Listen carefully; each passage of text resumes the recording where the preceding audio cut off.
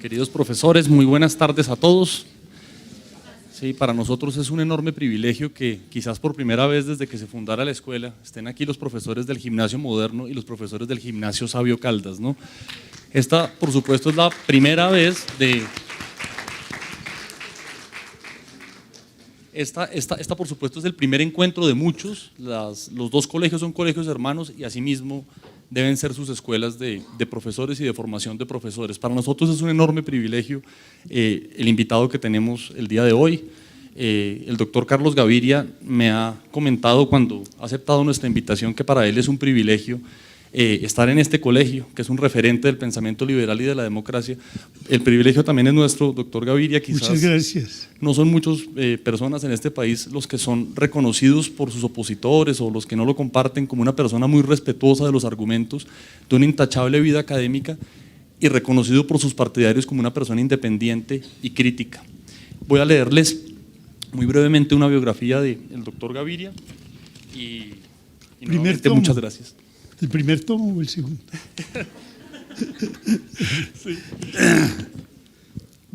Sí, Carlos Gaviria es juez, abogado, profesor de Derecho Constitucional y de Filosofía del Derecho en distintas universidades del país y de América Latina. Recibió cursos de leyes en la Universidad de Harvard y es doctor de la Universidad de Antioquia, donde dio clases por más de 30 años y ocupó el cargo de vicerrector. Gaviria fue magistrado y presidente de la primera Corte Constitucional, senador de la República, fue candidato presidencial en 2006, obteniendo más de 2,5 millones de votos. Escritor de varios títulos, se destaca su libro Mito o Logos hacia la República de Platón, que para los que lo quieran adquirir está en la entrada, un libro bellísimo. Actualmente es presidente de la Fundación Demopaz, Fundación Educación para la Democracia y la Paz. ¿Cómo educar para la democracia? Ese es el título de la conferencia. Doctor Gaviria, muchísimas gracias por estar con nosotros. Muchas gracias. Bueno, 2 palabras introductorias nada más. Primero, me excuso con ustedes porque no he superado totalmente un incidente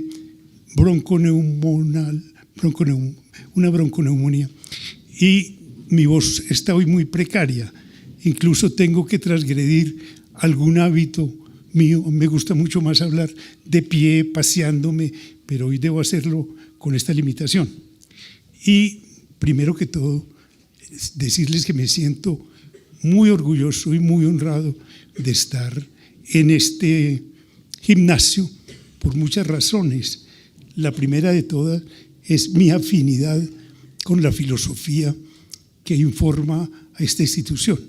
Tengo una gran veneración por don Agustín Nieto Caballero, por la filosofía liberal y laica que inspiró esta institución.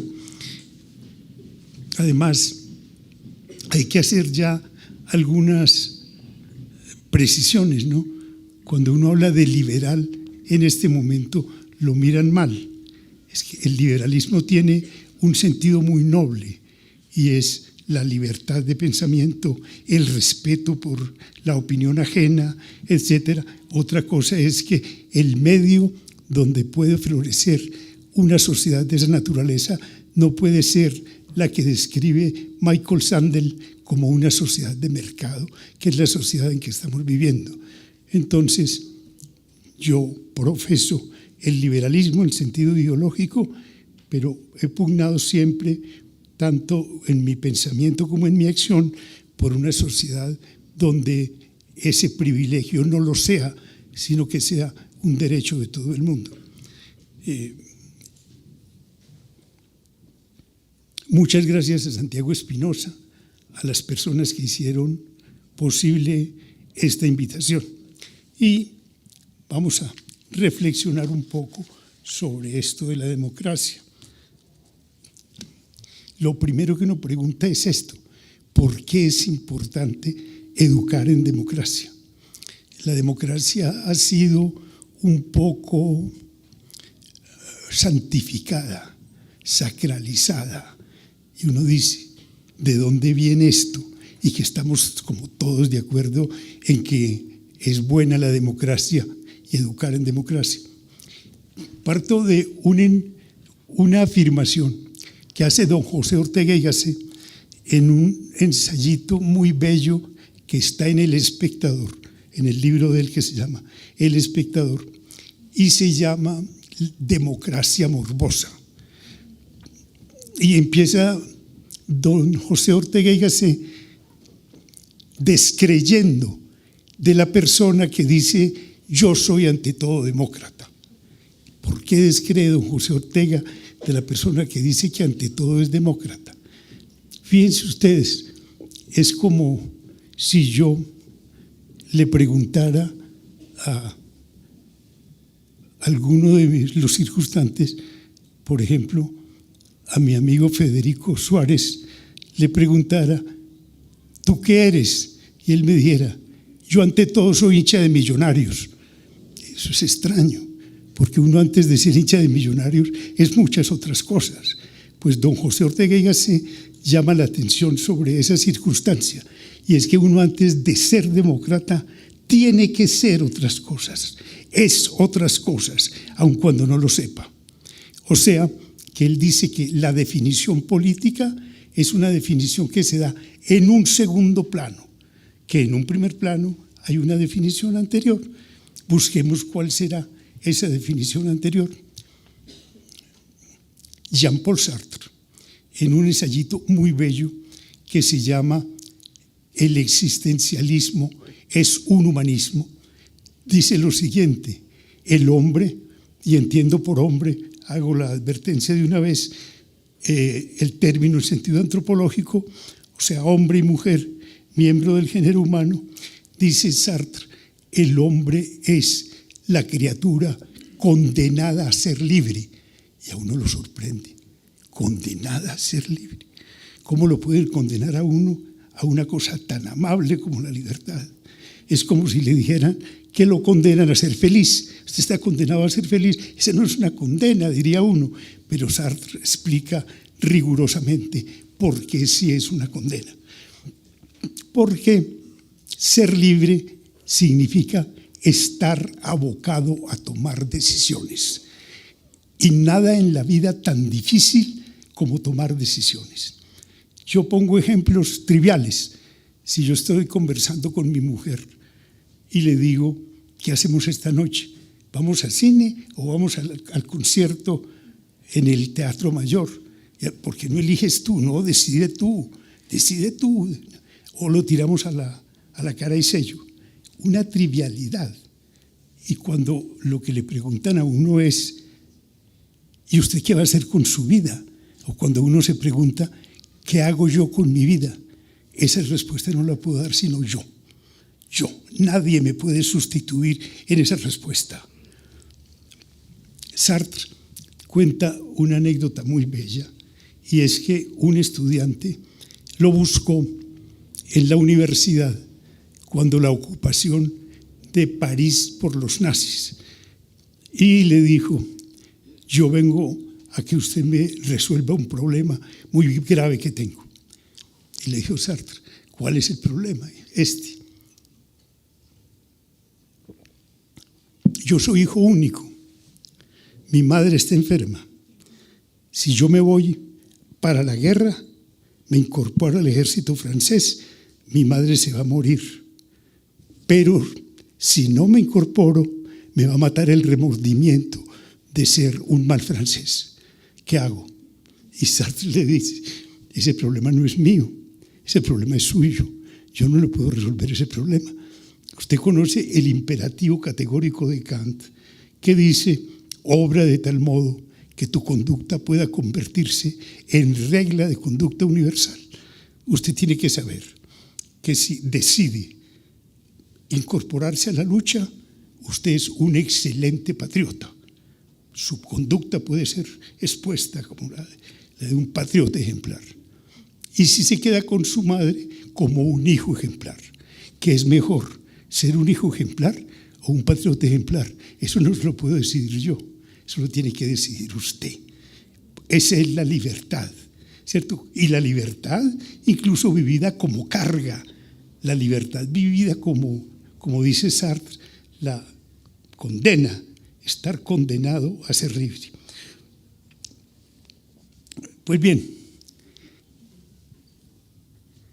hay un texto que seguramente muchos de ustedes conocen, porque es un texto clásico de finales del siglo XV, que es la oración por la dignidad humana de Pico de la Mirandola.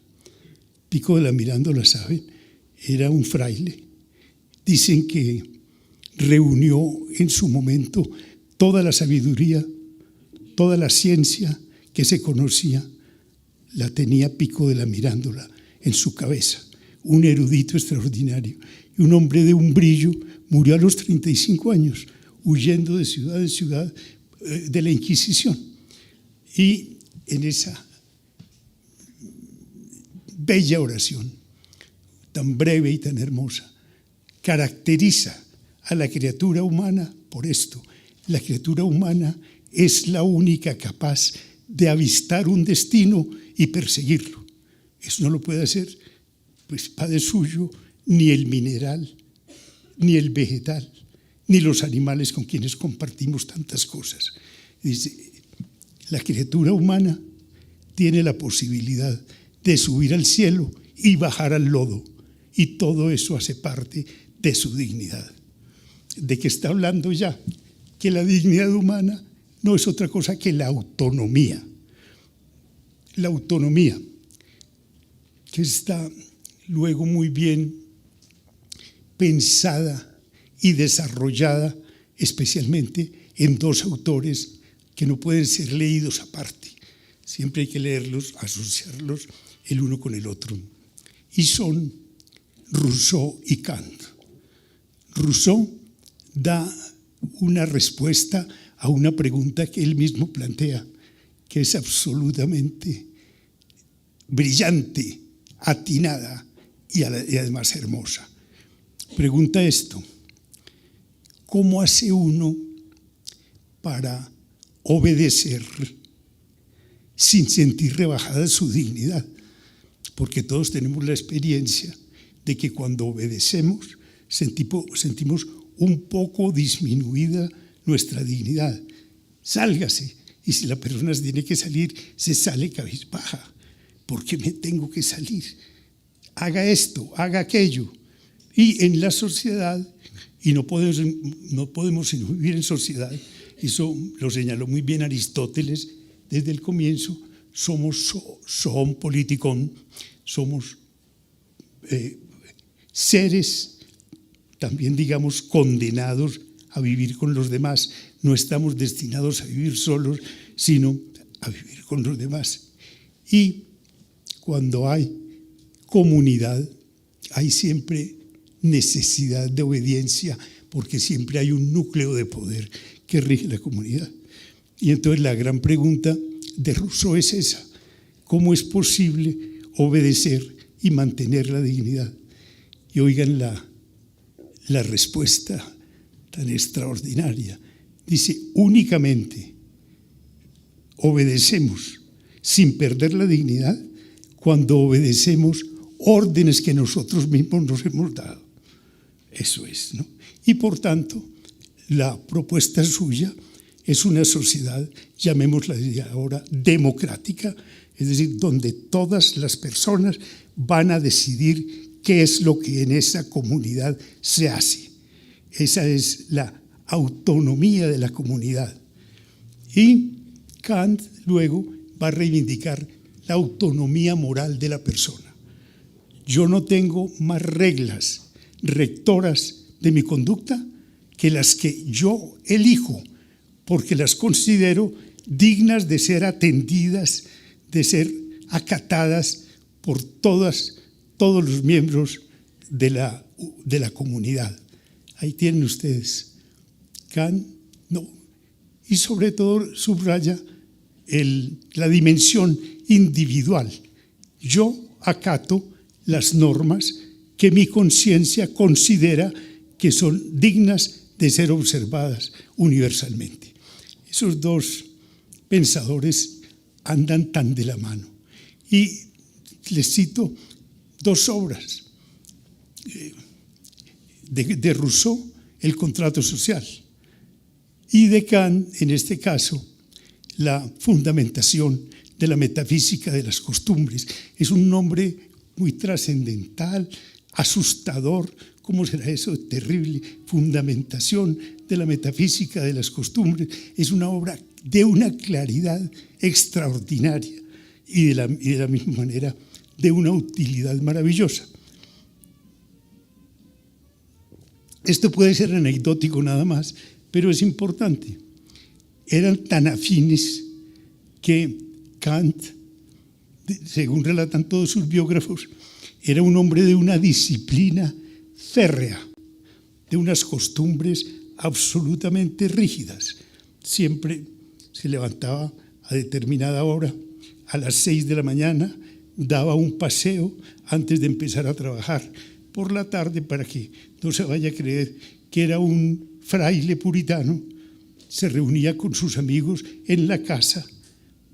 Él decía que no debían ser más de 9 personas las que estaban en la mesa a hablar de temas que no fueran filosóficos y a compartir un buen vino, una buena comida, etc. Pero era constante en sus costumbres. Y una vez se sorprendieron los vecinos porque Kant no había dado el paseo matutino. A las 6 de la mañana, ¿qué pasaría con el señor Kant? Y le preguntaron y dijo, es que estaba leyendo un libro que se llama Reflexiones sobre lo bello y lo sublime de Juan Jacobo Rousseau y no pude dejar de leer ese libro y por eso hoy alteré mi costumbre.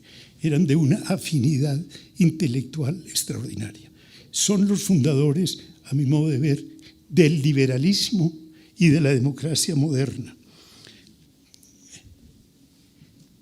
Yo creo que ya es suficientemente atractivo lo que les he dicho para saber uno que si la democracia tiene que ver con la autonomía personal y que la autonomía personal es la misma dignidad y que tiene que ver con la autonomía de la comunidad, que la comunidad no sea gobernada desde afuera, sino que ella misma se gobierne, entendemos por qué es que nos gusta la democracia y por qué vale la pena educar en democracia. Cuando a comienzos del siglo XIX, una revista alemana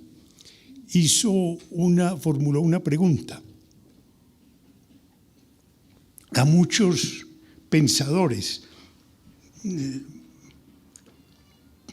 pensadores políticos, pensadores morales, filósofos, teólogos, etc. La pregunta era, ¿qué es la Ilustración? Y se hizo clásica la respuesta de Kant, que se encuentra en un librito pequeño que se llama así, se llama Respuesta a la pregunta ¿qué es la Ilustración? Y lo respondió de esta manera. La Ilustración es la salida del estado de ignorancia culpable en que se encuentra la persona por no atreverse a pensar. Su lema era sapere aude. Sapere aude es atrévete a pensar. Muy bien, una respuesta muy linda. El texto clásico lo conocen y todos los comentarios, si no, se los recomiendo. Es un libro también bello, un librito pequeño, un verdadero clásico. Yo dentro de las condiciones que pongo para seleccionar o calificar un libro como clásico, exijo la brevedad. Un libro breve es maravilloso. Este también es un libro breve, como lo es el Contrato Social, un poco más extenso, pero también es un libro breve. Pero, como les digo, no fue Kant el único preguntado, sino muchos otros pensadores, filósofos, teólogos, etc. Y dentro de ellos, un filósofo radical alemán, Benjamin Erhard. Y Benjamin Erhard respondió esa pregunta, ¿qué es la Ilustración? De una manera tajante. La Ilustración es el primer derecho del pueblo en una democracia. ¡Qué bella respuesta! ¿Por qué? Porque si la democracia es el pueblo el que va a decidir, entonces el pueblo tiene que tener acceso a la ilustración. La ilustración en este caso es la educación.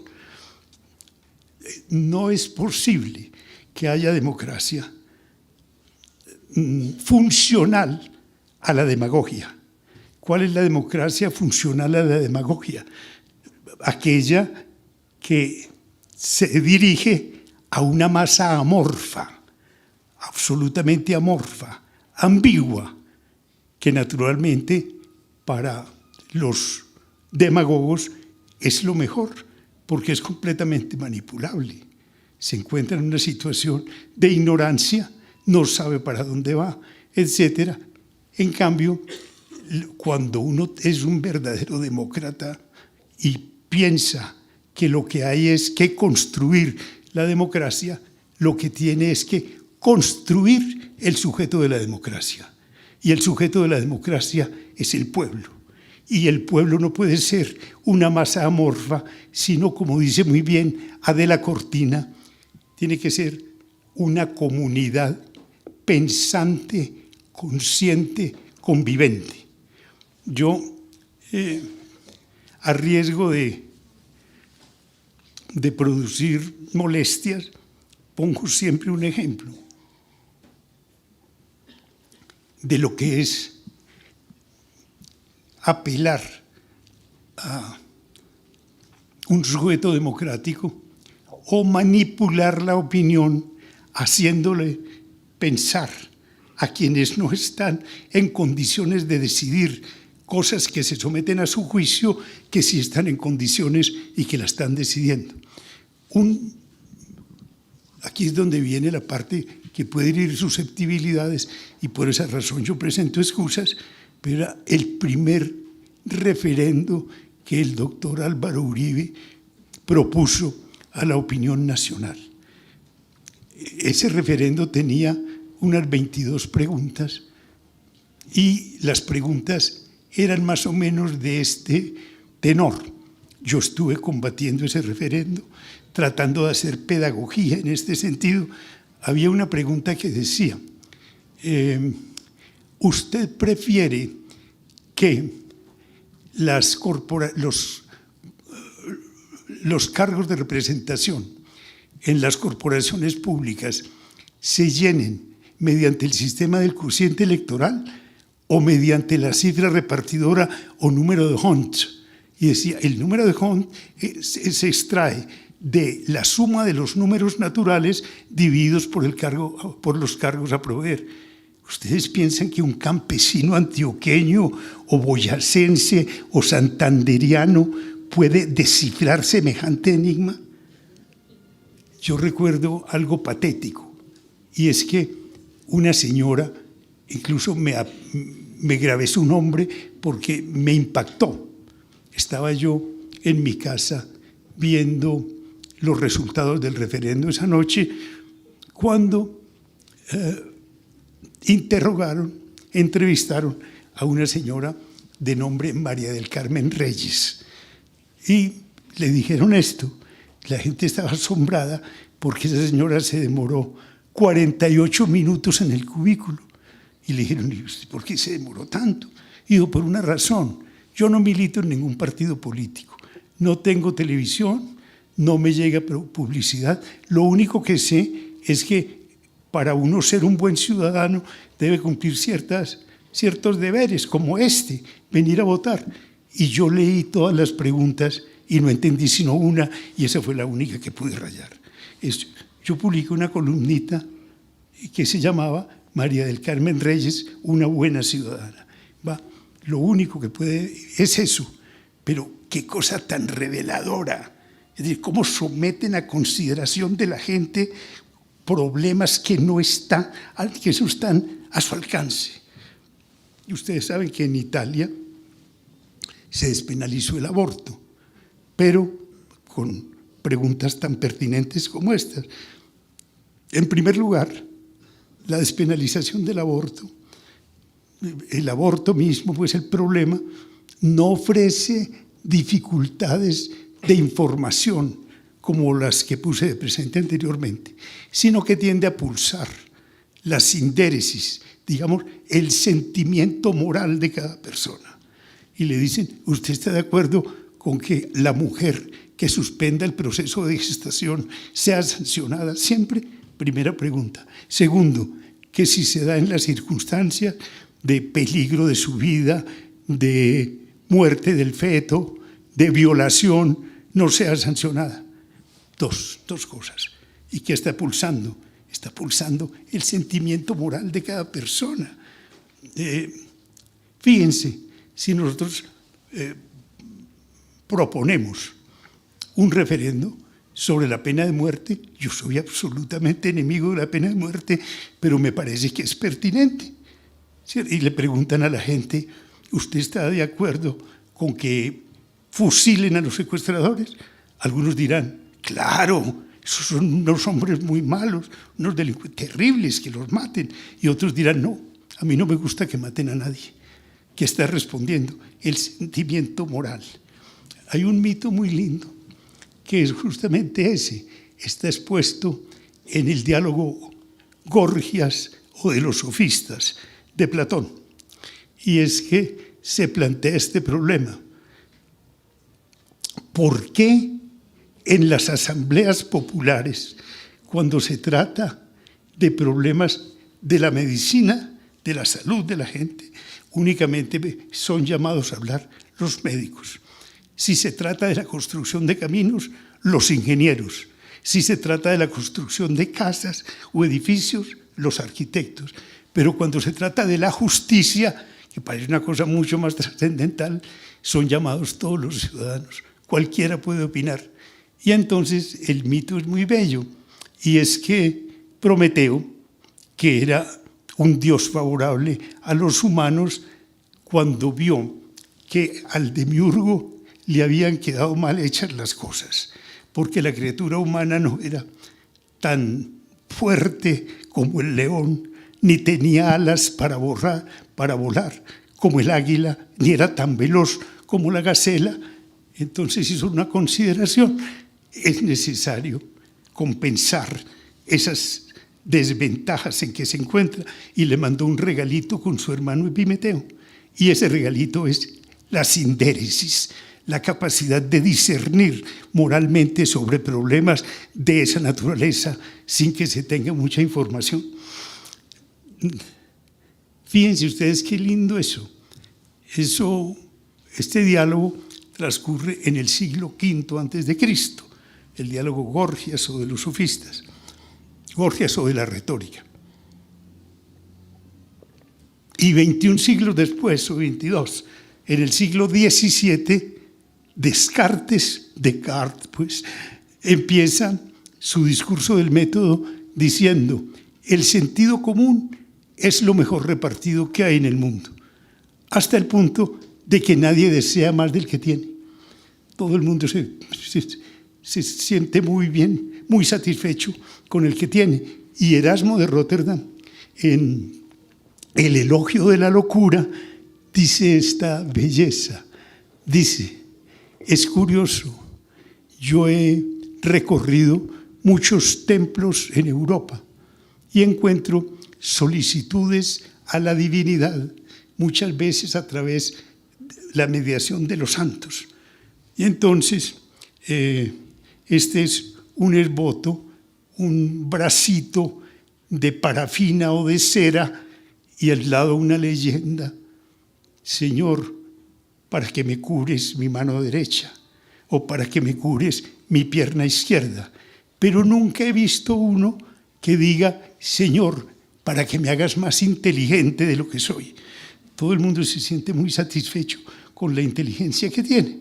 Y a eso lo podemos reducir más bien a esa capacidad de discernir, a esa capacidad moral que, de acuerdo con los griegos, había sido enviada como un regalo por Prometeo.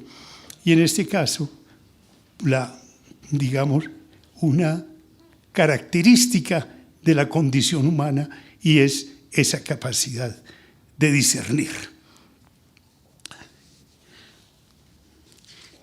¿Qué es lo primero que hay que hacer entonces?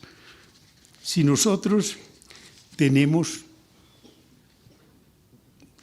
como un bien y me parece que es difícil que alguien no lo tenga como un bien, la autonomía personal, que está, como les decía, puesta de presente en la oración por la dignidad humana de Pico de la Mirandola, puesta como prácticamente una condición de humanidad, la dignidad humana, íntimamente vinculada a la autonomía. A mí no me cabe en la cabeza que alguien no quiera ser autónomo, aun cuando, como les decía, por las anotaciones de Sartre, a veces uno tiene que tomar decisiones tales que diría que tan bueno que las tomaran por mí y no tenerlas que tomar yo. Pero naturalmente rescatar la dignidad de la persona es rescatar su capacidad de ser autónoma.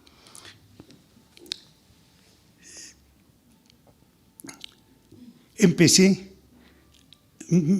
planteándoles o citándoles la referencia a Ortega y Gasset, citándoles el ensayito de Ortega que se llama Democracia Morbosa, donde él dice que cuando uno dice, o alguien que diga, que afirme, yo soy ante todo demócrata, no sabe muy bien lo que está diciendo, porque uno antes de ser demócrata tiene que haber definido otras cosas y ser otro tipo de decir, haberle elegido un rumbo a su vida.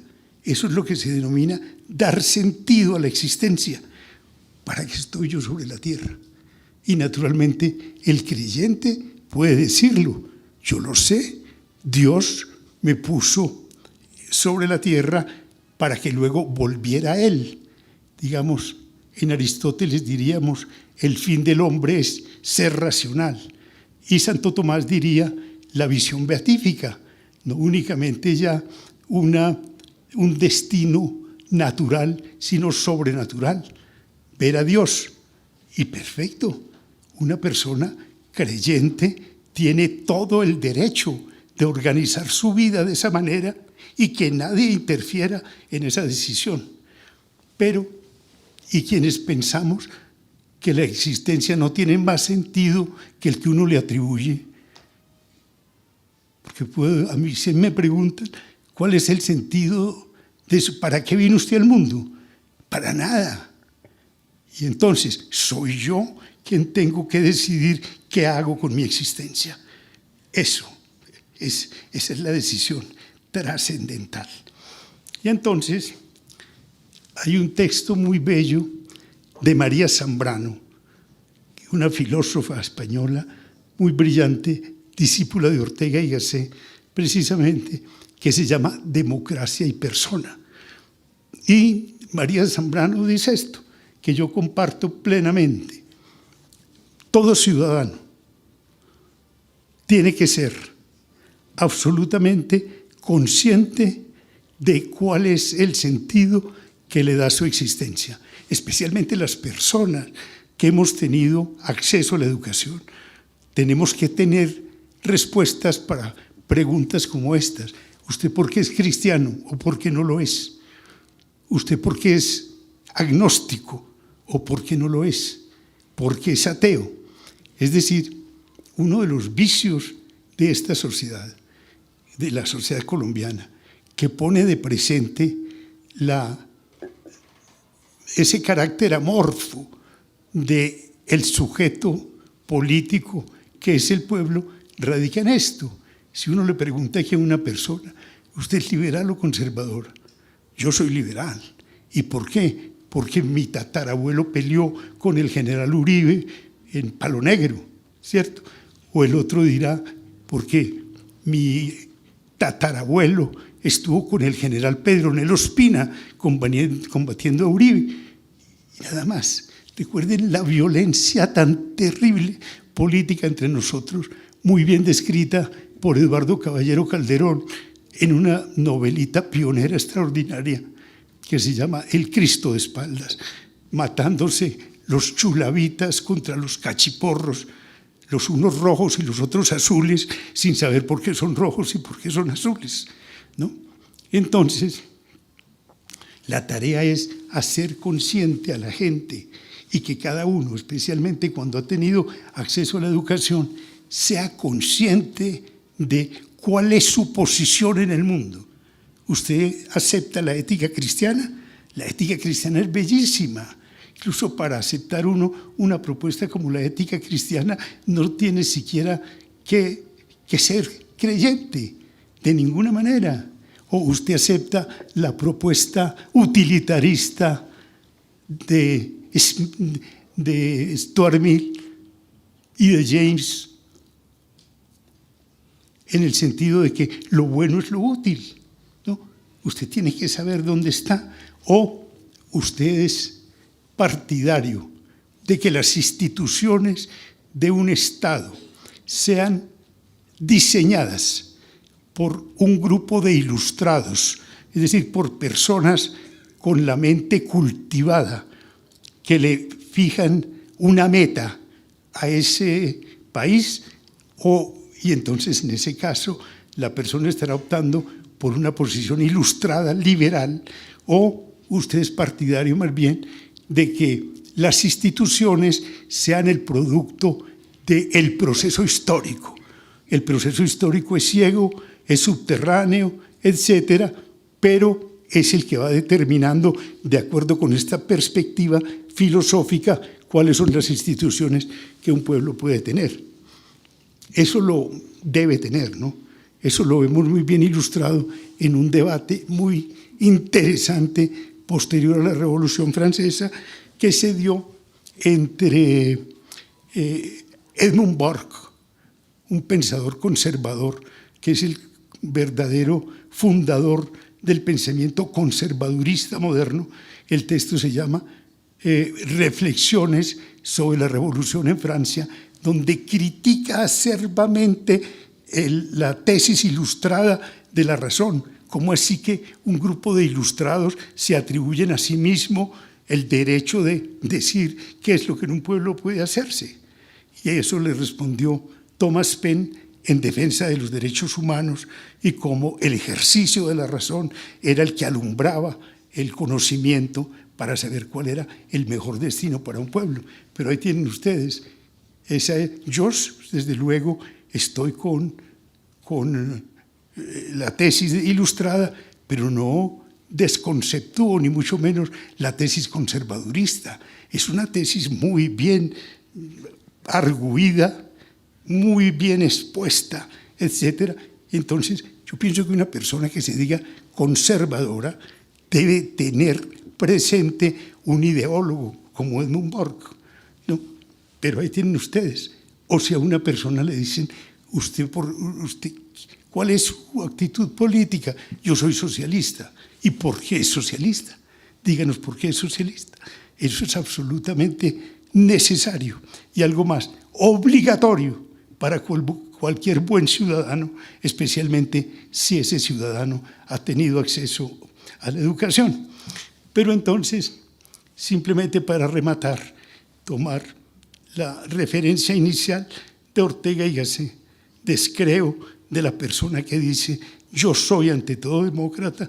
María Zambrano, en ese librito de que les hablo, que se llama Democracia y Persona, parece estarle respondiendo a su maestro, porque dice, si a mí me preguntan por qué me gusta la sociedad liberal y democrática en el sentido en que la hemos definido, la respuesta mía es esta, porque en una sociedad de esa naturaleza, decidir no es permitido, es obligatorio. Muchas gracias. Gracias, doctor Gaviria. Por supuesto, se abre la sesión de preguntas. Yo quiero hacer una pregunta que no está, bueno, o sea, sí está relacionada al tema de educar por la democracia, pero es un poco más relacionado a cómo ha funcionado la democracia en Colombia desde sus inicios. Según tengo yo entendido, de todo el continente, pues de toda Latinoamérica, somos la democracia más antigua. El sentido común le diría a uno que siendo una democracia que ha estado en pie desde más o menos un siglo, tendríamos una democracia un poco más desarrollada que la de otros países que tuvieron dictaduras muy fuertes, como las de Uruguay, Paraguay, Brasil, Argentina. los cuales en este momento tienen una democracia posiblemente más desarrollada que la nuestra. Entonces yo quiero saber qué opinaría usted con respecto a eso. Muy bien. Mira, de lo que yo he dicho, se podría sacar en limpio si alguien me dijera, bueno, ¿cuál fue su mensaje? ¿Por qué es importante educar para la democracia? Pinto, por una parte, ¿quién es la persona autónoma? Que es naturalmente el miembro natural de una sociedad democrática. ¿Y cuál es el sujeto de la democracia? El pueblo.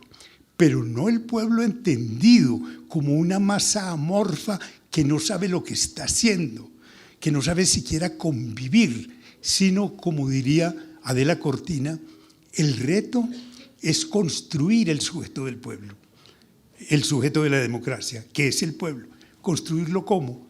No como una masa, no como una masa ambigua, amorfa, sino como una comunidad convivente y dialogante.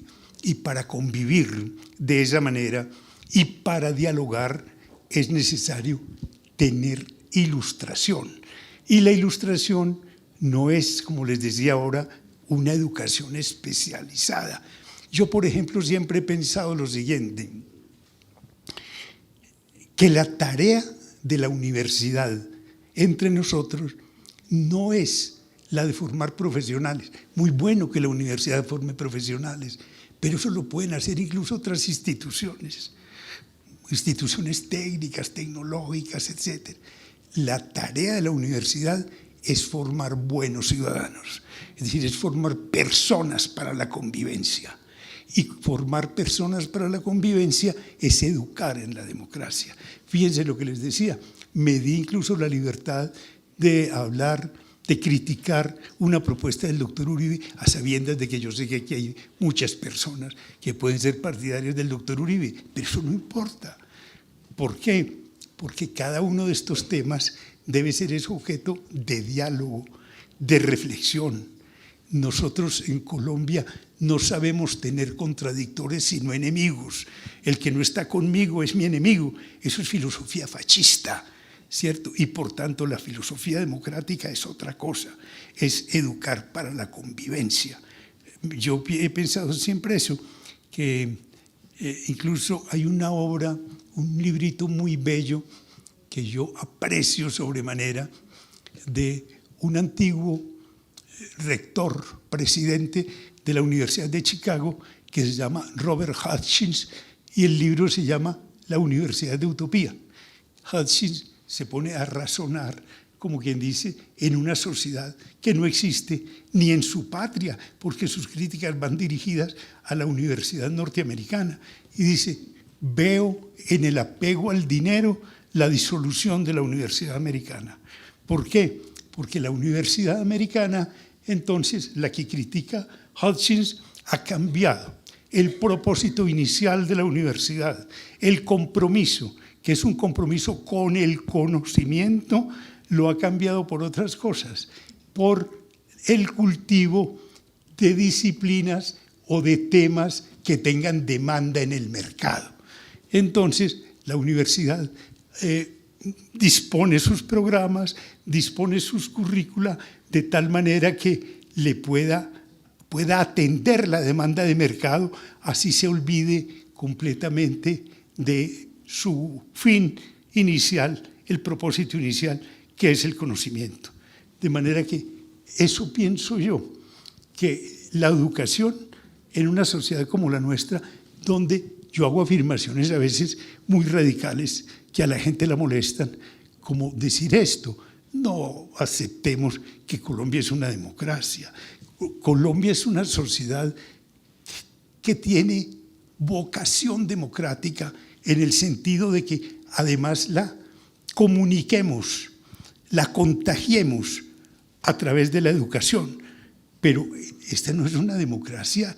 ¿Por qué? Por lo que les decía, estará ahora el pueblo colombiano en condiciones de resolver conscientemente qué es lo que tiene que hacer el pueblo en una democracia, decidir.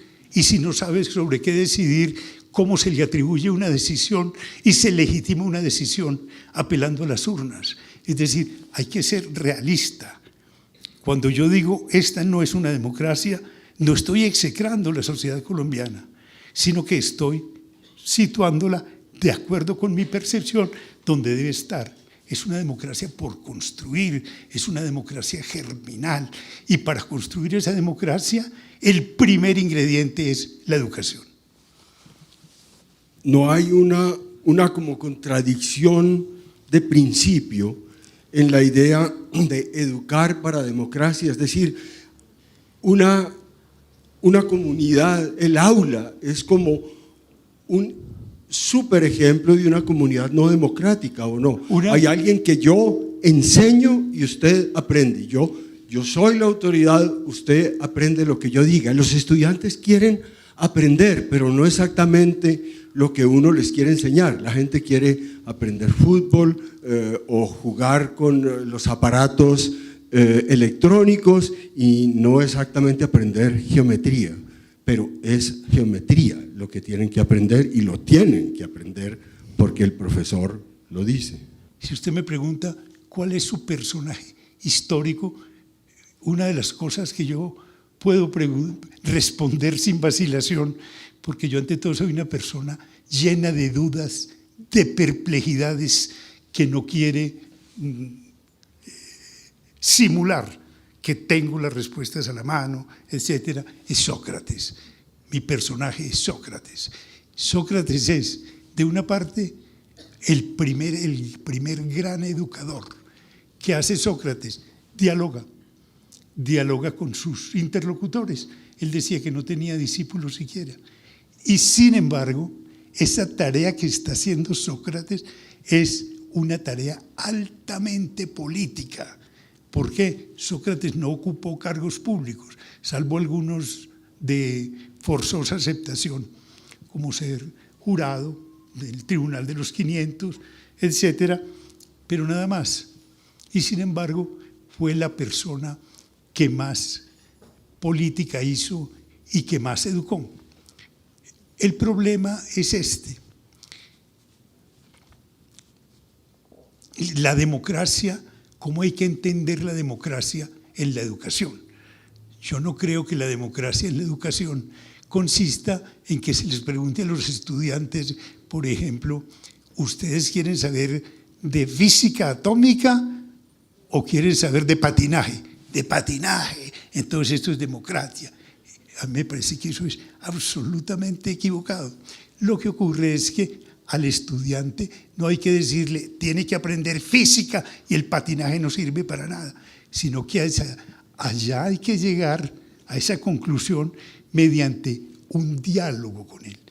Sócrates siempre decía, lo que hay que hacer con el otro es la educación mayéutica o dialéctica, es punzarle, como quien dice, los centros nerviosos esenciales para hacerle entender o para que él entienda qué es lo más importante. Todos esos diálogos que él tiene, por ejemplo, sobre la valentía, sobre la sabiduría, los diálogos socráticos menores, que son los que a mí más me encantan y más me seducen, donde Sócrates pregunta por la esencia de una virtud y el diálogo no termina en una respuesta definitiva, sino que termina en un interrogante. Le pregunta, por ejemplo, a un estratega ateniense, ¿tú eres valiente? Yo soy valiente. ¿Y sabes en qué consiste el valor? Sé en qué consiste el valor. Y Sócrates empieza a interrogarlo y entonces el otro pone en evidencia que no sabe qué es el valor. Pero Sócrates le ha pulsado tanto esos centros nerviosos que el diálogo termina prácticamente de una manera desilusionante. Termina en una gran pregunta. Dice Sócrates, lo que veo es que tú no sabes en qué consiste la valentía. Yo tampoco. Necesitamos un maestro, ¿cierto? Es decir, pone de presente cuál es el camino para la educación. A mí me parece absurdo que se conciba la democracia en la educación como que los estudiantes decidan si van a aprender matemáticas o van a aprender fútbol, si se van a leer la biografía de Pelé o van a aprenderse el postulado de Euclides, etcétera, pero hacia allá hay que llevarlos no mediante imposiciones, sino mediante el discurso racional. Una de las cosas buenas de la democracia es que está guiada por discursos de ese orden. Les decía, el populismo, la demagogia, que es una desvirtuación de la democracia, es ni más ni menos que una simulación. Hacerle creer a la gente que está decidiendo sobre cosas que no entiende y por tanto que no está a su alcance decidir. No sé si le digo algo. Sí, bueno, pues me alegro. Yo tengo la siguiente inquietud.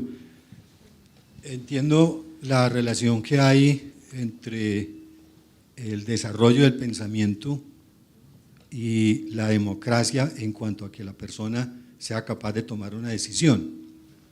Se ha criticado mucho en nuestro país la forma de transmitir el conocimiento que en lugar de ilustrar lo que crea es una dependencia. Sí. Y todo está resuelto. Entonces, en mi época se hablaba de la educación tipo banquillo, lo sientan en un banco y permanece así hasta que termina el posgrado, porque todo está hecho, todo está resuelto. No hay como una cuestión muy clara de cómo desarrollar la autonomía, se desarrolla más bien una dependencia. Y entonces uno se pone a pensar en lo que usted hablaba del plebiscito, en todas las consultas, en todas las discusiones que hay en el país, pero la gente no lo entiende. Entonces, mi inquietud es si el sistema educativo realmente sirve o será necesario abrir un debate en la forma como estamos educando, la forma como estamos transmitiendo el conocimiento, porque eso influye en la democracia. Sin duda, claro. Mire, si yo he dicho que la educación es fundamental para la democracia y que no tenemos que razonar demasiado para llegar a la conclusión de que una sociedad democrática es atractiva, que hay razones para que nos guste una sociedad democrática, lo que tenemos es que preguntarnos esto. La educación, su pregunta es absolutamente pertinente y fascinante. La educación para la autonomía no puede ser heteronómica, es decir, lo que hay es que justamente persuadir a la persona de cuáles son las calidades que tiene como tal Pico de la Mirándula, el único ser capaz de trazarse un destino y perseguir ese destino es la persona humana, ¿cierto? Convencerla de eso y que lo importante no es que él esté de acuerdo con el maestro. Usted tiene toda la razón en el sentido de que así no se educa para la democracia porque esta es una educación heteronómica, donde el maestro siempre tiene razón, las opiniones del maestro son las que prevalecen. Yo fui buen estudiante, les cuento, pero lo deploro, porque fui buen estudiante de Derecho dentro de un sistema absurdo, donde si yo no estaba de acuerdo con las tesis del profesor de penal, me rajaban. Si yo tenía una tesis distinta, entonces yo como alumno sumiso, que eso es ser un mal alumno, llegaba y repetía lo que el profesor quería que yo le repitiera. Eso no es educar. La educación heteronómica no es una educación. De manera que lo que usted señala es absolutamente cierto. Es decir, ese es un debate que nosotros no hemos llevado a término hasta sus últimas consecuencias. Aquí hemos hablado mucho en la Escuela de Maestros de la educación para la incertidumbre, poco pensando en la educación del siglo XXI y de todo lo que has planteado de educar para la democracia. ¿Qué papel jugarían allí en una sociedad tan competitiva como en la que estamos, brutal, deshumanizante, donde la competencia es sacar a codo al compañero? ¿Qué papel juegan las humanidades, las artes, la literatura, la historia? Magnífica pregunta. Y es esta. Yo creo que tú la tienes ya la respuesta, pero quieres posiblemente que yo razone un poquito más en ese sentido. Es lo esencial. Por ejemplo, cuando yo decía ahora que temía mucho que en una sociedad que, como subraya Michael Sandel, no simplemente vive bajo un modelo económico de mercado, sino que es una sociedad de mercado, entonces las cosas se desvirtúan de tal naturaleza que la universidad empieza a pensar sus programas en función de esto. Somos signatarios de varios tratados de libre comercio. ¿Qué es lo que necesitamos? Buenos administradores, buenos economistas, buenos ingenieros. Y pregunta uno, ¿y se necesitarán filósofos? ¿Para qué filósofos? ¿Y si se necesitarán lingüistas?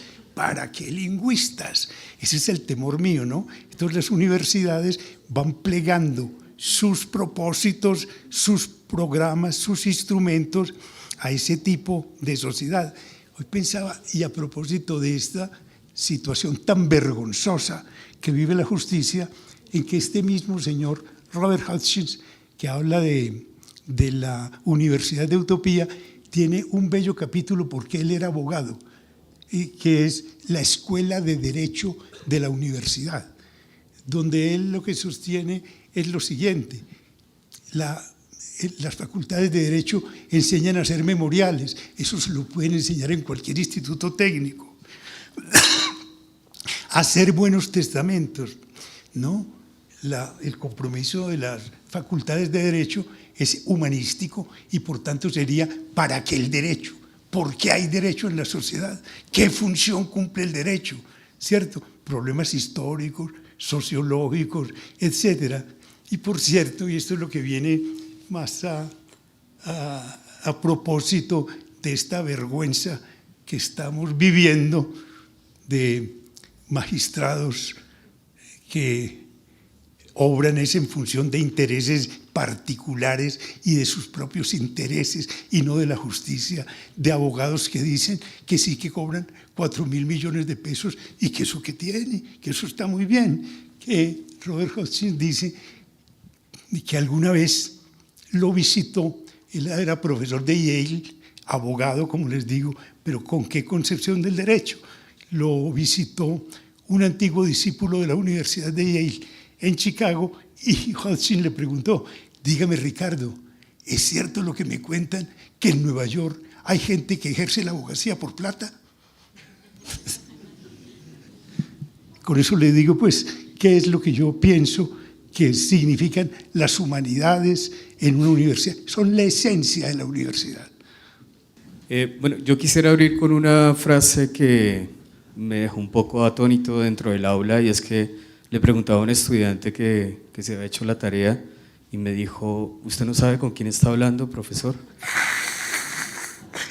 Creo que la sociedad nos plantea una doble moral en muchos sentidos. En la democracia, estaba reflexionando en torno a la democracia y cómo este estudiante me podía decir, usted no sabe con quién está hablando y por qué en la sociedad contestamos con preguntas así, ¿no? Yo pensaba, la democracia nos cobija a todos. ¿Cómo hacer para que nos cobije, para que todos seamos partícipes de esa democracia, pero fuera del aula y afuera los medios de comunicación y la vida real nos dice que no es así? ¿Y cómo hacer ese engranaje entre el mundo, la sociedad y lo que hay dentro del aula? Muchas gracias, excelente también. Fíjate esto, tu pregunta corrobora todas las inquietudes que yo he planteado y mi afirmación radical de que esta no es una sociedad democrática, que la sociedad democrática está por construir. Una sociedad democrática es una sociedad de derechos y no de privilegios, de derechos y obligaciones y no de privilegios.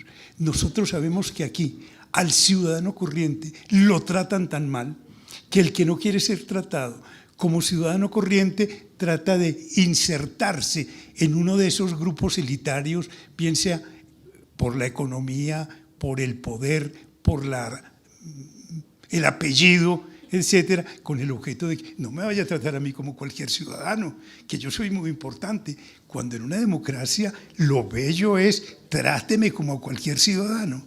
Yo recuerdo que el maestro Gerardo Molina cuenta en alguna entrevista que le hizo el poeta Arturo Camacho Ramírez para la emisora HJCK. ¿Cómo es que llamaba la emisora? una emisora para la inmensa minoría, la de Álvaro Castaño y Gloria Valencia. El poeta Arturo Camacho hizo unas entrevistas maravillosas y una de las mejores es la del maestro Gerardo Molina. Y él decía que se había sorprendido de que una vez asistió a un espectáculo de teatro en Londres y de pronto sintió que había como un movimiento y se miraba hacia determinado sitio. Dice, ¿qué es lo que pasa allá? No, es que acaba de entrar el primer ministro Winston Churchill, como un ciudadano común y corriente, casi imperceptible. La gente lo conocía y sabía qué rol estaba jugando en la sociedad, pero sin que se notara absolutamente que era un privilegiado, era una persona común y corriente. Es decir, todo eso va en el orden de lo que yo te digo. Nosotros, con esa mentalidad de casta privilegiada, no podemos decir que somos una democracia.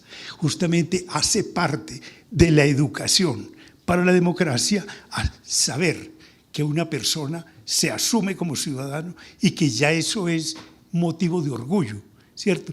Pero que debe tener la expectativa de ser tratado de una manera adecuada. Es decir, que de invocar yo mi calidad de ciudadano no se siga un maltrato, sino al revés. Cuando nosotros estamos buscando eso, pertenecer a un grupo privilegiado, es porque estamos corroborando que esta es una sociedad de privilegios y que lo que aspira la gente es a vivir en uno, insertarse en uno de esos grupos privilegiados. Ni siquiera sé cómo empezar la pregunta, porque tengo un montón de cosas en mi cabeza en este momento, pero nosotros en el gimnasio moderno queremos que nuestros muchachos sean felices. Esa es una de nuestras premisas, ¿cierto? Pero ese ser felices a veces los muchachos lo malentienden, precisamente con algo que usted comentaba hace un rato, con el desorden. Y entonces creen que si se matriculan aquí, entonces eso les garantiza ser felices a costa de una indisciplina, de una desorganización, ¿verdad? Entonces hemos perdido un poco como esa sed de conocimiento. Muy bien. Y hacia allá voy. ¿Cómo se hace? Muy bien. Sabemos que no hay una clave, pero… Le voy a hacer una confesión, y es esta. Yo soy un profundo admirador, uno de los libros que más ha influido en mi vida, no únicamente en mi relación con los hijos, con quienes por fortuna tengo una hermosa relación, sino con la gente en general. Es un libro de A.S. Neill que se llama Summerhill, un punto de vista radical sobre la educación de los niños. Es la educación en libertad en la que nosotros no creemos, y yo sí creo en la educación en libertad. En Summerhill llegaban muchachos de casas donde lo que prevalecía era el autoritarismo y se encontraban con que todo lo que estaba prohibido en su casa se podía hacer en Summerhill. Por ejemplo, no se podía hablar un lenguaje ordinario. En Summerhill se podía hablar un lenguaje ordinario. Entonces ellos veían ya, bueno, pero ¿para qué hablo ese lenguaje si no está prohibido? Porque lo hablaban fundamentalmente porque estaba prohibido. Y Neill cuenta una cosa muy linda a propósito de eso, porque le decían, bueno, ¿y usted por qué tiene esa manera tan arrevesada de educar? Dice, por una razón, porque yo lo que creo es que la educación debe conducir a la felicidad antes que cualquier otra cosa. Y le preguntaban, bueno, pero ¿y los egresados de Summerhill qué hacen? Y oigan la respuesta, que va también en ese mismo orden de ideas que estamos tratando. Decía, mire, tenemos buenos artistas, buenos escritores, buenos artesanos, han salido aquí excelentes carpinteros, herreros, etcétera, buenos pintores, eso sí. Ni un solo primer ministro, y si hubiera salido alguno yo hubiera pensado, fracasé. ¿cierto? Porque es el arribismo. Ahora, es una filosofía un tanto rusoniana, ¿cierto? Los estudiantes no tenían que asistir a clases, pero había profesores tan sabios, tan encantadores, que los estudiantes por su propia cuenta querían ir a oír a esos profesores, convivir con esos profesores, y no que a uno le impongan, es que usted tiene que asistir ya a la clase de geometría, pero esa clase es muy fatigosa y no aprendo nada, pero tiene que hacerlo, ¿cierto? O sea, tenemos una educación, a mi juicio, todavía muy acartonada. Y esto que les digo, se los digo con temor, porque podrán pensar que yo soy un anarquista en esa materia.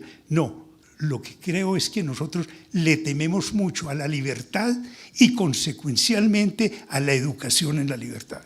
Bueno, mi pregunta también va unida con la anterior, que es el tema del amor al conocimiento, pero también algo muy ausente hoy en día en la sociedad, que es el tema de valores, ética, un sentido de pertenencia, el tema de lo colectivo, de ver que no solo somos nosotros, sino que vivimos en sociedad, es algo muy ausente. Y tú nos decías el tema de que eso en la educación y en la ilustración, pues eso hoy en día está, eso se habla. Muy bien. Pues más o menos mi pregunta encaminada, ¿cuál crees que sea la falencia y qué se puede hacer para que eso se vea en el día a día? Porque de eso se habla en las aulas, pero en el día a día, en el actuar, es donde no se ven ese tipo de cosas. Muy bien. Mira, gracias. Yo pienso que los estoy desilusionando con mis respuestas, porque posiblemente ustedes esperaban otra cosa, pero yo no vine a ilusionarlos, sino a decirles con toda franqueza, con toda sinceridad, qué es lo que yo pienso a propósito de eso. Miren, si ustedes me preguntan a mí, y ese es otro dato pues que puede ser irrelevante, pero la pregunta podría ser, ¿qué es lo que a usted más lo apasiona en la vida? Y yo les diría, la ética. Mi pasión es la ética. Y me gusta la ética, entre otras cosas, porque en la ética hay un elemento como el de la autonomía, como el de tener que decidir. Yo no puedo decidir si el teorema de Pitágoras es verdadero o falso. Eso me lo demuestran y yo quedo ya convencido. No puedo hacer nada más, ¿cierto?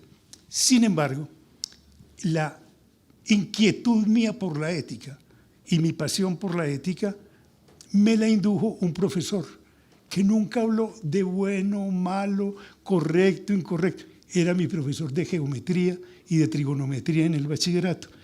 ¿Y por qué ese señor fue el que lo indujo a usted a preocuparse por la ética? Por una razón. Porque cuando tú me dices cómo se educa en valores, etcétera, este señor, digo su nombre, se llamaba don Octavio Harry, un hombre que había nacido en Inglaterra y había venido muy pequeño, se educó creo que en el colegio de los Casas Manrique, en fin. Y este señor era así, llevaba más o menos 40 años enseñando álgebra y trigonometría. Todos los días preparaba clase. Encontraba una nueva manera de demostrar un teorema. Que ayer lo demostramos por este método, se me ocurrió anoche que se puede demostrar por el método de reducción al absurdo, y lo demostraba con un método de reducción al absurdo bien presentado. Yo no hago de la presentación personal ninguna cosa importante, pero es bueno que frente a uno esté una persona no como un gentleman, una persona bien presentada, ¿no? Rigurosa en sus tesis, preocupada porque hasta el último estudiante hubiera captado lo que él decía. Les pongo este ejemplo. Una vez nos dijo en la clase de geometría, nos dio una frase y nos la escribió griega, que era: hoy los números gobiernan el mundo. La escribió, era un viernes. El sábado él no tenía por qué ir a la universidad, al bachillerato, pues. Y interrumpió la clase de filosofía que la dictaba el rector, Monseñor. Y dijo: Monseñor, me da mucha pena, pero voy a interrumpir la clase 5 minutos. Es que anoche pasé muy mala noche. ¿Por qué? Porque yo les escribí mal esta frase en griego. Esa frase en griego no se escribe así. Esa frase en griego se escribe de esta manera. ¡Qué responsabilidad, por favor! Quedar preocupado con eso, ir al otro día solamente a corregir un error que había cometido en la clase anterior. Había 2 hijos de él que eran condiscípulos nuestros. Y naturalmente uno diría, pues estos muchachos, ¿para qué van a estudiar los exámenes si deben saber cuáles son los temas que don Octavio pone? La ecuanimidad al calificar. Llegaba a leer los resultados de las calificaciones. Harry Norman, 0,2. Harry Gabriel, 0,5. Es decir, de una impecable. Entonces a uno le provocaba imitar a ese señor. Eso tiene mucho que ver con lo que dice Ludwig Wittgenstein acerca de la ética, que Wittgenstein dice, la ética no se dice, la ética se muestra. Desconfíe usted de todas estas personas que están moralizando todos los días, ¿cierto? Tienen algún problemita de esa naturaleza. En cambio, la persona que simplemente muestra su conducta, la muestra abiertamente, ¿cierto? Esa persona nos está seduciendo, nos está encantando, nos está invitando a que la imitemos, ¿cierto?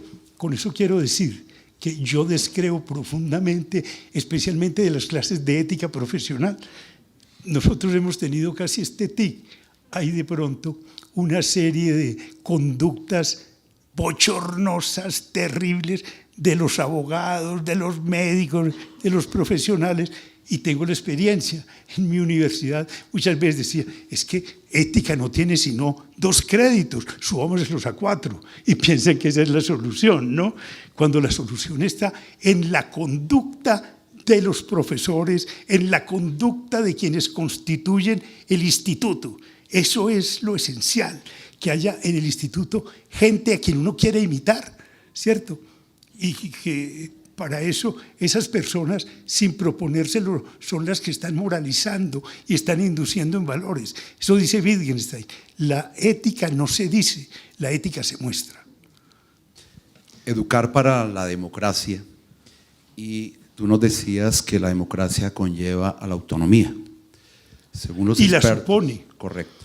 Exacto. Y según los expertos, la autonomía se consigue en los últimos estadios de desarrollo humano.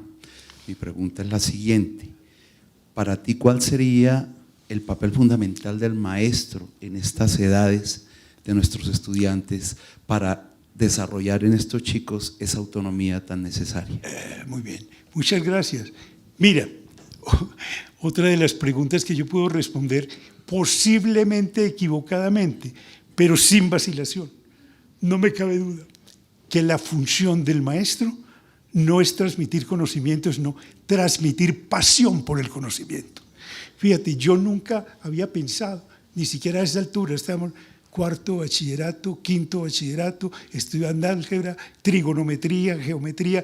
Yo tenía claro que yo me iba a dedicar a las humanidades, o incluso algún momento pensé que me iba a dedicar a la medicina.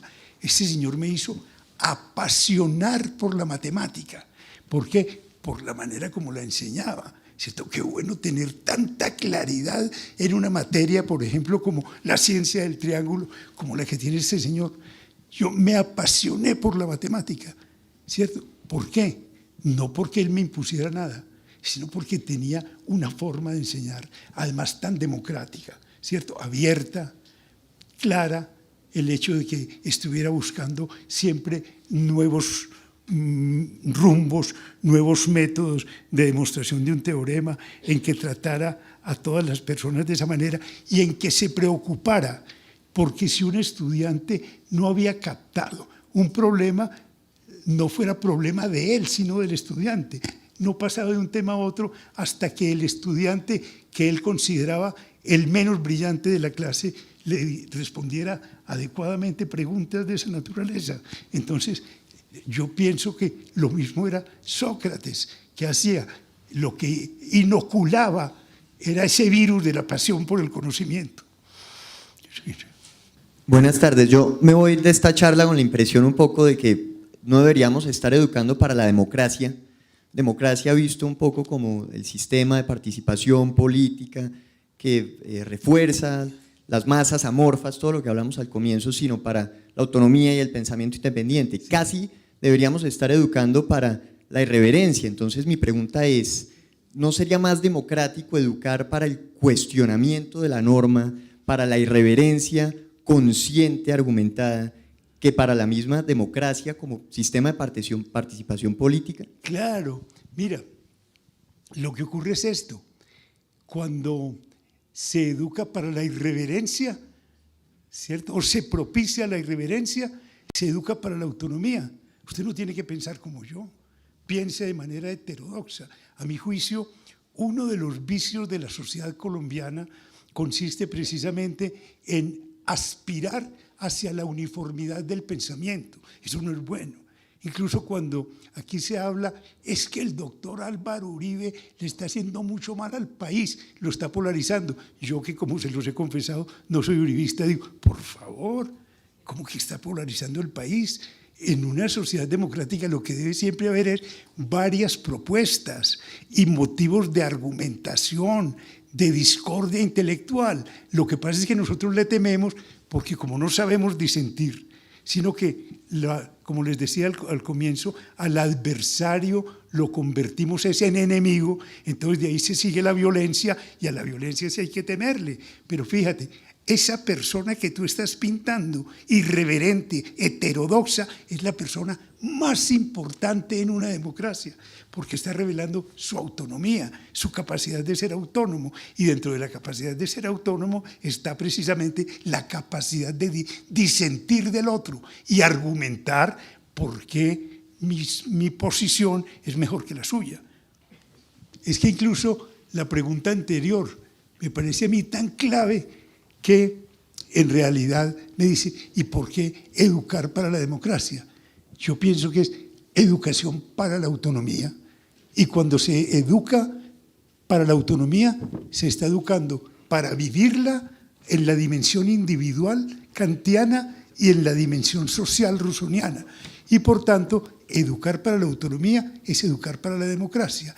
Y por tanto, si consideramos que es bueno ser autónomo, entonces naturalmente estaremos aplaudiendo también una propuesta como la de una democracia auténtica, ¿no? Eso creo yo.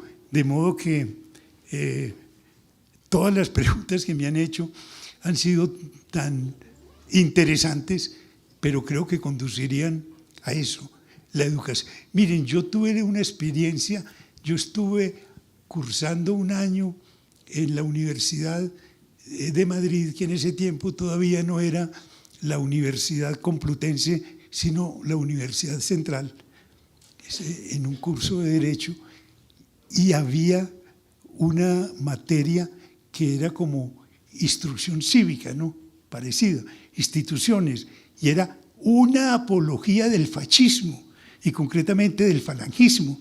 Entonces había que aprender esa cartilla, y yo decía, cuando regresaba al país, me dijeron, qué tan bueno tener una cartilla para la democracia. Estaríamos negando totalmente lo que es la educación para la democracia. La democracia, una vez más también lo vinculo con Wittgenstein, se muestra a sí misma tan atractiva cuando es auténtica, que las personas deciden autónomamente, tanto a nivel individual como a nivel social, que yo creo que de por sí constituye ese acicate para tener una sociedad como la que nosotros todavía estamos muy lejos de tener. Estábamos hablando de educar para la convivencia. Desde que voy a cumplir 6 años en Colombia, y una de las primeras cosas en las que me di cuenta es que, si bien es cierto, es uno de los países con una democracia más fuerte, o en términos de qué tan larga ha sido, me he dado cuenta también en estos 6 años que realmente no es una democracia, porque tenemos una sociedad llena de privilegios. Muy bien. Ahora, yo vengo de un país en donde sí hay mucha gente privilegiada, pero también somos una sociedad plural que ahora, bueno, estamos dejando de ser. Eso es harina de otro costal. En todo caso, el punto es, ¿cómo hacemos nosotros, que estamos en un medio con chicos privilegiados, cómo hacemos para que estos chicos puedan ser educados en una autonomía que les permita realmente ser plurales y realmente darle espacio a los demás. Porque vamos a estar claros, nosotros estamos educando chicos con privilegios. ¿Cómo hacemos para que ellos, por ejemplo, puedan salirse como de ese estándar o de ese molde y venir a practicar y a construir una sociedad en donde quepan todos, en donde quepamos todos? Muy bien. Mire, voy a utilizar una palabra que es, yo lo sé, muy problemática de utilizar. Yo pienso, si usted me pregunta a mí, señáleme una democracia plena, soy incapaz. Dentro de las sociedades nuestras, no. La democracia hay que tratarla como una utopía. ¿Qué es la utopía? La utopía en griego significa lo que no tiene lugar, no tiene lugar. Pero no tiene lugar no significa que no pueda tener lugar. Una cosa son las llamadas utopías comprensivas, como por ejemplo la utopía marxista de la sociedad sin clases y por tanto donde desaparece el derecho y desaparece el Estado, porque los hombres, los humanos, no necesitamos ser gobernados, etc. Y otra cosa, las utopías parciales que propone, por ejemplo, Amartya Sen, en un libro muy bello, uno de los últimos, él escribe demasiado, que se llama La idea de justicia. Y es esta, la propuesta de Amartya Sen es hacer una especie de balance, de escrutinio de las mayores vergüenzas que tiene una sociedad, de la desigualdad, de la distribución de la riqueza inequitativa, de los privilegios, etc. Y pensar de esta manera. Nosotros tenemos un coeficiente de Gini, digo ya en Colombia, vergonzoso. Y preguntar, ¿pero no hay países que tienen un coeficiente de Gini más presentable? Sí, y entonces nosotros, ¿por qué no lo logramos? Si hay otras sociedades que lo han logrado, ¿cierto? Nosotros no tenemos demasiado aprecio por los privilegios. Sí, pero hay sociedades donde los privilegios no son tan apreciados. Yo les advierto, conozco mal, pero he visitado los países escandinavos, Dinamarca no, pero sí Suecia y Noruega, y me asombró esa vocación democrática de Noruega. ¿Vista en qué? En lo siguiente, ustedes saben, en Noruega el lujo es de mal gusto, ¿cierto? Las personas viven en casas similares, dignas todas, desde luego, porque tienen muy buenos ingresos, pero aquí puede vivir un multimillonario y enseguida una persona que vive dignamente de los ingresos de su salario, ¿cierto? No utilizan esos carros despampanantes de marca, sino que todos se mueven en automóviles parecidos. Y casi que a la persona que utiliza un vestido ostentoso de marca o se mueve en un vehículo de esos, la silban, ¿cierto? Eso es una sociedad con vocación democrática, igualitaria, de buena ciudadanía. Entonces nosotros podemos preguntar eso.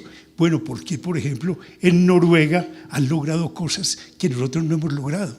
¿Será que no lo podemos lograr? ¿Que estamos definitivamente condenados a ser como somos o podemos mejorar? A mí ese ejercicio de las utopías de Amartya Sen me encanta. Mirar sociedades mejores que las nuestras, que han logrado cosas que nosotros no hemos logrado, pero que nos muestran históricamente que es posible lograrlas. Entonces, por eso les decía, yo no me atrevo a decir, esa es una democracia plena. No, pero es una sociedad mucho más democrática que nosotros y tenemos ejemplos, incluso contemporáneos, de sociedades que han superado muchas lacras que nosotros todavía no hemos podido superar y que podemos superar incluso, ¿cierto?, con la ayuda invaluable de la educación. Muchísimas gracias, doctor Gaviria, sus palabras.